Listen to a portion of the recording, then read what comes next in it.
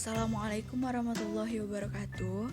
Perkenalkan, kami dari kelompok 4 yang beranggotakan saya sendiri, Dwi Ayu Puspita, Ella Putri Olivia, Putra Ariananda, dan Tasya Nur Oktaviana Elta.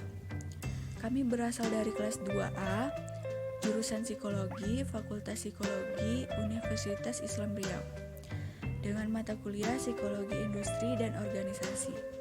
Dalam video ini, kami ingin menjelaskan tentang alat tes This Behavior Inventory. Sejarah alat tes This Behavior Inventory adalah alat tes untuk memahami tipe-tipe perilaku dan kepribadian seseorang. Tes ini dikembangkan oleh William Moulton Marston pada tahun 1920.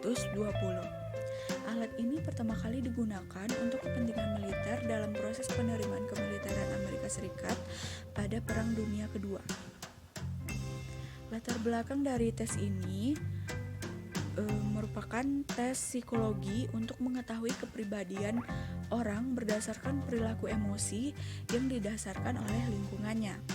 Tes DISC ini terbagi menjadi 4 bagian, yaitu yang pertama ada dominance. Karakteristik dari individu ini adalah ambisius. Yang kedua ada influence. Karakteristik dari individu ini adalah optimis dan mudah bergaul.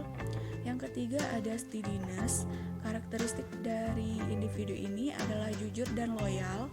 Dan yang keempat ada compliance. Karakteristik dari individu ini adalah terstruktur. Tes ini awalnya dilakukan dengan cara tertulis di atas kertas, namun akan tetapi kurang efisien sehingga seiring perkembangan zaman, teknologi internet salah satunya yaitu web, sehingga layanan komunikasi dan informasi dapat dilakukan dengan efisien. Tujuan dilakukannya tes DISC. Tujuan dilakukannya tes ini untuk menentukan ciri-ciri perilaku mana yang memotivasi karyawan serta menentukan gaya komunikasi yang paling sesuai dengan faktor yang dapat memotivasi karyawan di tempat kerja. Tes ini sangat dibutuhkan dalam pengrekrutan karyawan di dunia pekerjaan, kenaikan jabatan seseorang, dan untuk semua jenis pekerjaan. Karena tes ini dapat mengetahui kepribadian individu serta perilaku dari individu di dalam dunia pekerjaan. Contoh tes DISC. Contoh tes DISC ini yaitu dijawab berdasarkan sifat yang kamu miliki. Misalnya, saat kamu ingin melamar menjadi marketing atau sales, maka kamu harus memiliki karakteristik perilaku yaitu influence atau sifat yang mudah bergaul dan pandai berkomunikasi. Ini adalah salah satu gambaran soal dalam tes DISC.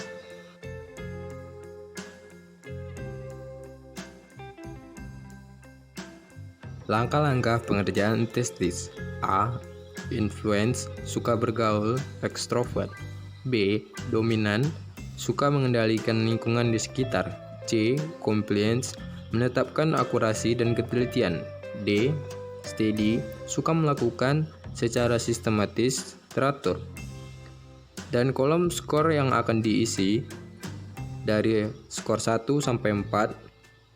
Skor 1 tidak ada pada diri sendiri. Skor 2 cukup ada. Skor ketiga ada. Skor keempat sangat ada. Pernyataan tersebut diisi dengan cara berbaris. Pilih salah satu skor yang mencerminkan pada diri sendiri. Selanjutnya, isi kolom pernyataan tersebut sampai selesai.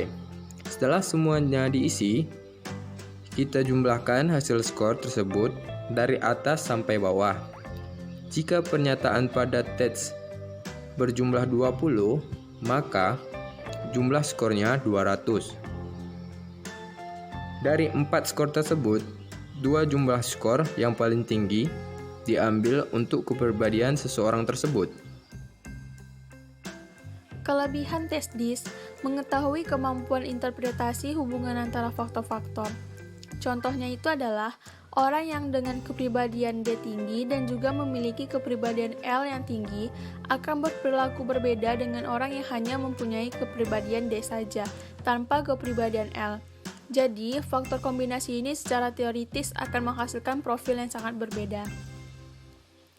Kelemahan tes DIS. Kelemahan dalam tes ini adalah tidak bisa memberikan gambaran keterampilan dan tingkat pengetahuannya.